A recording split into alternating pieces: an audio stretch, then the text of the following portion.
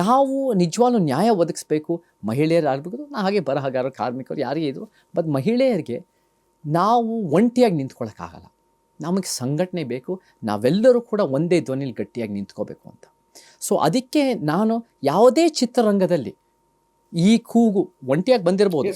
ಪ್ರಶ್ನೆ ಬರುತ್ತೇನೆಂದ್ರೆ, ಕನ್ನಡ ಚಿತ್ರರಂಗದವ್ರು ಆಗಿದ್ದುಕೊಂಡು ಅದೇ ಚಿತ್ರರಂಗದ ವಿರುದ್ಧ ತಿರುಗಿ ಬೀಳ್ತಾ ಇದ್ದಾರೆ, ಇದು ಸರಿನಾ? ಅದ್ಯಾಕೆ ಮಾಡ್ಬೇಕು ಅವರು? ನಾವು ಕನ್ನಡ ಚಿತ್ರರಂಗದ ಬಗ್ಗೆ ತಿರುಗಿ ಬೀಳೋ ಪ್ರಶ್ನೆನೇ ಇಲ್ಲ. ಏನ್ ಪ್ರಶ್ನೆ ಅಂದ್ರೆ, ಎಲ್ಲಾ ಕಡೆನೂ ಇದ್ದೇ ಇರುತ್ತೆ ಟಾರ್ಚರ್ ಅನ್ನೋದು, ಎಲ್ಲ ಕಡೆ ಕೆಟ್ಟವ್ರು ಇದ್ದೇ ಇರ್ತಾರೆ. ಇಡೀ ಒಂದು ಯಾವುದೋ ಒಂದು ಸಣ್ಣ ವಿಚಾರ ಇಟ್ಕೊಂಡು ಇಡೀ ಇಂಡಸ್ಟ್ರಿಗೆ ಒಂದು ರೀತಿ ಕೆಟ್ಟ ಹೆಸರು ಬರೋ ಥರ ಮಾತಾಡೋದು ಸರಿನಾ ಅಂತ ಪ್ರಶ್ನೆ ಬರೋದು. KJHಳ್ಳಿ ಸುರೇಶ್ ಗೆಳೆಯ, ನಮಗೆ ಅನೇಕ ವರ್ಷಗಳಿಂದ, ನಾನು 2017 ಫೈರ್ ಶುರು ಮಾಡೋಕ್ಕಿಂತ ಮುಂಚೆಯಿಂದನೂ ಕೂಡ ಭಾಳ ಜನ ಮಹಿಳೆಯರು ಹೊರಗೆ ಬಂದು ಮಾತಾಡ್ತಾ ಇದ್ರು, ಅವರ ಧ್ವನಿನ ಧ್ವಂಸ ಮಾಡ್ತಾ ಇದ್ರು. ನಾನು ಅದಕ್ಕೆ ನಮಗೆ ಒಂದು ಉತ್ತಮ ಚಿತ್ರರಂಗ ಬೇಕು. ಯಾಕಂದರೆ ಒಂದು ಹೇಳ್ತೀನಿ KJHಳ್ಳಿ ಸುರೇಶ್ ಗೆಳೆಯ, ನಮಗೆ ಸಮಾಜದಲ್ಲಿ ಭಾಳ ಜನ ಪ್ರತಿಭಾವಂತ ಮಹಿಳೆಯರಿದ್ದಾರೆ. ಅವರಲ್ಲಿ ಒಳ್ಳೆಯ ಒಂದು ಬರಹಗಾರರ ಸಾಮರ್ಥ್ಯ ಇದೆ. ಅವರು ಹೆಂಗಸನ್ನು ಚೆನ್ನಾಗಿ ಬರೀತಾರೆ ಅಷ್ಟೇ ಅಲ್ಲ, ಗಂಡಸನ್ನು ಭಾಳ ಅದ್ಭುತವಾಗಿ ಬರೀತಾರೆ. ನಿರ್ದೇಶಕಿಯರಾಗ್ಬೋದು, ನಟಿಯರಾಗಲಿ ಇದ್ದಾರೆ, ಮತ್ತು ಟೆಕ್ನಿಷಿಯನ್ಸ್ ಇದ್ದಾರೆ, ಕಾರ್ಮಿಕರಿದ್ದಾರೆ.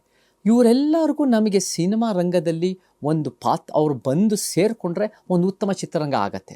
ಆದರೆ ಅವ್ರು ಸೇರ್ಕೋಬೇಕು ಅಂದರೆ ಚಿತ್ರರಂಗದಲ್ಲಿ ವ್ಯವಸ್ಥಿತವಾಗಿ ಅಡಗಿರೋ ಯಾವ ಸಮಸ್ಯೆಗಳು, ಮಹಿಳಾ ವಿರೋಧಿ ವ್ಯವಸ್ಥೆ ಮತ್ತು ಲೈಂಗಿಕ ಕಿರುಕುಳನ ನಾವು ಅದನ್ನು ಹೋಗಲಾಡಿಸದೇ ಇದ್ದರೆ ಸಿನಿಮಾ ರಂಗನೂ ಬೆಳೆಯಲ್ಲ, ನಮಗೂ ಉತ್ತಮ ಪ್ರತಿಭೆಗಳು ಬರಲ್ಲ.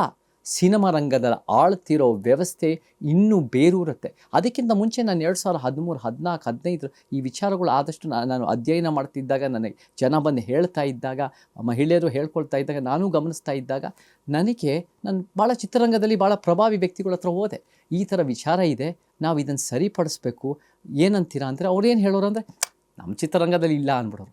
ಇವಾಗ ನಮ್ಮ ಚಿತ್ರರಂಗದಲ್ಲಿ ಇಲ್ಲ ಅಂದಾಗ ಏನಾಗುತ್ತೆ ಅಂದರೆ ಅದನ್ನು ಸರಿಪಡಿಸೋ ಅವಶ್ಯಕತೆ ಇರಲ್ಲ.